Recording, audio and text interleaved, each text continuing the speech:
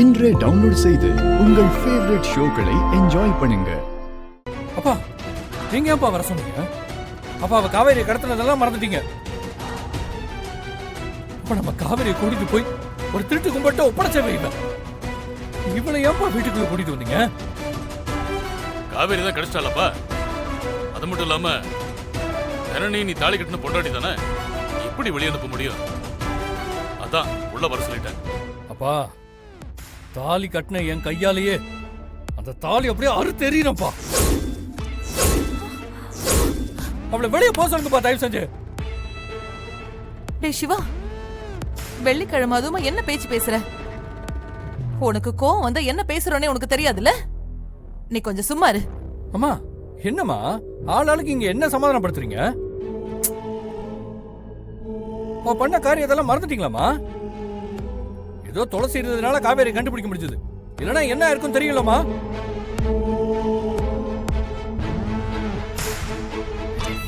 மேகல அந்த தாசிக்கே நம்ம காவேரியை கல்யாணம் பண்ணி வச்சிருப்பாமா? நம்மளும் ஊருக்குள்ள தலை காட்ட முடியாம அசிங்கப்பட்டிருப்போம். சரிப்பா, நடந்ததையே பேசிட்டு இருக்க முடியுமா? வேற யாராவது இருந்தா வெட்டு ஒண்ணு துண்டு ரெண்டுன்னு முடிவு பண்ணிடலாம். ஜனனி உன் பொண்டாட்டி, அது மட்டும் இல்லாம இந்த குடும்பத்தோட வாரிசா அவ வயித்துல சுமந்துகிட்டு இருக்கா. அவளை எப்படிடா வெளில அனுப்ப முடியும்? அப்பா நான் இன்னைக்கே முறைப்படி டிவோர்ஸ்க்கு அப்ளை பண்ணிடுறேன்ப்பா. சிவா,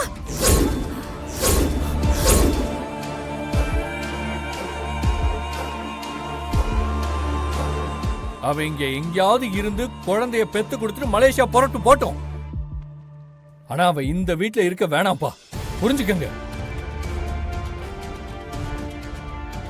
டேய் சிவா, கொஞ்சமாவது அறிவு இருக்காடா உனக்கு? எப்ப பார்த்தாலும் டைவர்ஸ் டைவர்ஸ்னு சொல்லிட்டு இருக்க. உடனே இவளை வீட்டை விட்டு தயவு செஞ்சு அனுப்புங்கப்பா. சிவா, உன் முடிவை நீ சொல்லிட்ட, இப்ப என் முடிவை நீ கேட்டுக்க. இத பாரு, வாழ்க்கையில எல்லாத்தையும் எடுத்தோம் கவுத்தோன்னு முடிவு பண்ண முடியாது. சில விஷயங்களை மன்னிச்சு விட்டு கொடுத்துதான் போகணும். அதனால இந்த விஷயத்துல ஜனனிய மன்னிச்சிரு. அப்பா இவ பண்ண காரியத்தை நினைச்சாலே எனக்கு உடம்புல நடுங்குதுப்பா. எப்படிப்பா அவளை மன்னிக்க முடியுது உங்களால? வீட்டுல இருக்கிற எல்லாரும் அவளை நல்லபடியா பாத்துக்கிட்டீங்க. இந்த ஒட்டுமொத்த குடும்பமும் அவளை பார்த்து பார்த்து கவனிச்சாங்க. எல்லாரோட அன்பையும் வாங்கிட்டு இப்படி துரோகம் பண்ணி கழுத்தறுத்திருக்காரு. நம்ம முதுகுல அப்படியே குத்தி இருக்கா. நாளைக்கு வேற ஏதாவது தேவை இருந்துச்சுன்னு வச்சுக்கோங்க, யாரு கூடயா சேர்ந்துக்கிட்டு என்ன கூட கொலை பண்றதுக்கு முயற்சி பண்ணுவாங்க.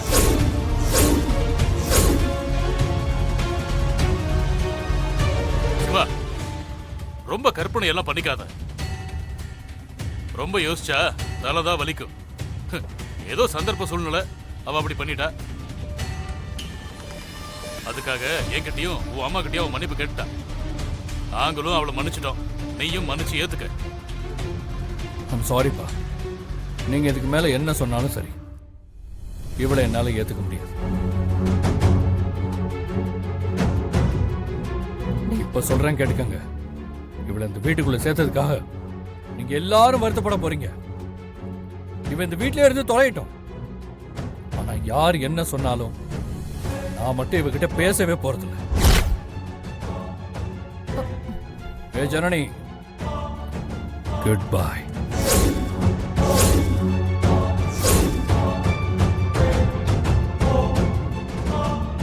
சிவா, மேகல என்கிட்ட அந்த ரகசியத்தை சொல்லிட்டாங்க. அத கேட்டுட்டு நீங்களா இப்படி ஒரு காரியம் பண்ணீங்கன்னு நான் எவ்வளவு வேதனைப்பட்டேன் தெரியுமா? உங்க பக்கம் தப்பு இல்லைன்னா நீங்க எதுக்கு அங்கிள் இவ்ளோ பயப்படுறீங்க? அத மட்டும் அவ ஊருக்கெல்லாம் சொன்னான்னா நம்ம குடும்ப கௌரவம் என்ன ஆகும்? இந்த மேகல விஷயம் என் குடும்பத்தை இன்னும் எங்கெல்லாம் கொண்டு போய் நிறுத்த போதும். வாழ்க்கையில தெரியாம பண்ண ஒரு தப்புக்கு இன்னும் நான் என்னெல்லாம் தண்டனை அனுபவிக்க போறேனோ.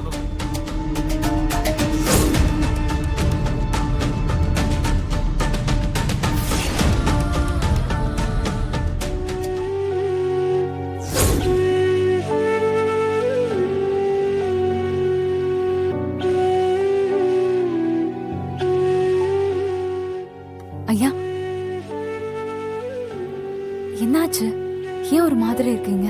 என்னை விட்டு துளசி, எனக்கு கொஞ்சம் வேலை இருக்கு. ஐயா, ஓ, உங்க முகமே சரியில்லை, உடம்பு ஏதாவது சரியில்லையா? அதெல்லாம் ஒண்ணு இல்ல துளசி, வேலை இருக்குன்னு சொல்றான்ல. ஐயா, உங்க முகம் நல்லா இல்ல. கண்டிப்பா நான் உங்களை விட மாட்டேன். உண்மையை சொல்லுங்க, இப்ப என்ன பிரச்சனை?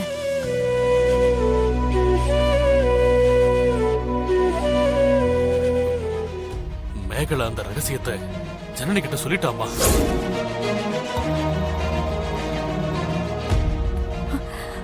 என்ன சொல்றீங்க?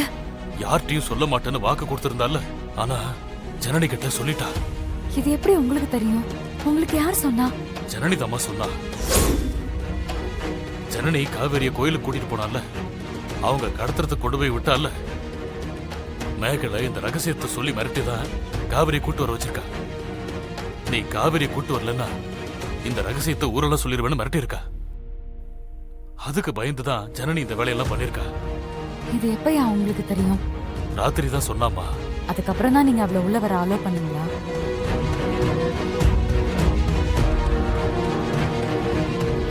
துளசி, நான் பண்ண அந்த ஒரு தப்பு எனக்கு இன்னும் என்னென்னலாம் அசிங்கத்தை உண்டாக்க போகுதோ, இன்னும் என் குடும்பத்துக்கு என்னெல்லாம் கஷ்டத்தை கொடுக்க போகுதோ, எனக்கு ரொம்ப வேதனையா இருக்கு துளசி. இந்த ரகசியம் தெரிஞ்ச ஜனனி இனிமே சும்மா இருப்பாளா? ஒரு 4 பேர்ட்ட சொல்லிட மாட்டாளா? இனிமே அவ எப்படி என்ன மரியாதையா பாப்பா? நாளைக்கு வேற ஒரு சமயத்துல இதை வச்சு என்ன மிரட்ட மாட்டாளா? எனக்கு ரொம்ப கவலையா இருக்கு துளசி. ஜனனி உங்ககிட்ட என்ன சொன்னா? அதெல்லாம் எதுக்குமா மறுபடியும் அதை பத்தி பேசி என்ன ஆக போகுது? நான் கேக்குறதுக்கு தயவு செஞ்சு பதில் சொல்லுங்க. ஜனனி உங்ககிட்ட எக்ஸாக்ட்டா என்ன சொன்னா? மேகலை அந்த ரகசியத்தை சொல்லிட்டான்னு சொன்னா. என்ன ரகசியம்னு அவ சொன்னாளா? இல்ல நீங்க தான் அது என்ன ரகசியம்னு கேட்டீங்களா? அந்த அசிங்கத்தை கேட்க வேற செய்யணுமா? நீங்க அவகிட்ட விவரமா கேட்டிருக்கணும். நான் எப்படிமா கேட்பேன்? அவ அந்த வார்த்தையை சொன்னதுமே என் மனசெல்லாம் படபடன்னு ஆயிருச்சுமா. ஐயா, நீங்க எந்த காரணம் இல்லாம பயப்பட வேண்டாம். நீங்க அந்த தப்புல இருந்து வெளியே வந்துட்டீங்க. உங்க மனசுல இப்ப எந்த கலங்கமும் இல்ல. நீங்க எதுக்கு இப்ப கலங்கம் ஆகுறீங்க? எனக்கு என்னமோ ஜனனிக்கு முழுசா எதுவும் தெரியாதுன்னு தான் தோணுது. அதான் அவ என்கிட்ட சொன்னாலேமா, அந்த ரகசியத்தை சொல்லி மிரட்டினதுனாலதான் காவேரியை கொண்டு போய் ஒப்படைச்சுன்னு ஜனனி சொன்னாலே. இதுல வேற ஏதோ தப்பு இருக்கு. மேகலை அவ்வளவு முட்டாள் இல்லைங்கய்யா இந்த விஷயத்த போய் ஜனனி கிட்ட சொல்றதுக்கு. அவங்க 2 பேருக்கும் இடையில வேற ஏதோ டீல் இருக்கு. நான் 2 நாளைக்கு முன்னாடி ஜனனிய மேகலை வீட்டுல பார்த்தேன். அன்னைக்கே நான் அவளை கண்டிச்சேன். அதுக்கப்புறமா அவளுக்கு இடையில ஏதோ போயிட்டு இருக்கு. அது என்னன்னு கண்டுபிடிக்கணும்னு நினைச்சேன்.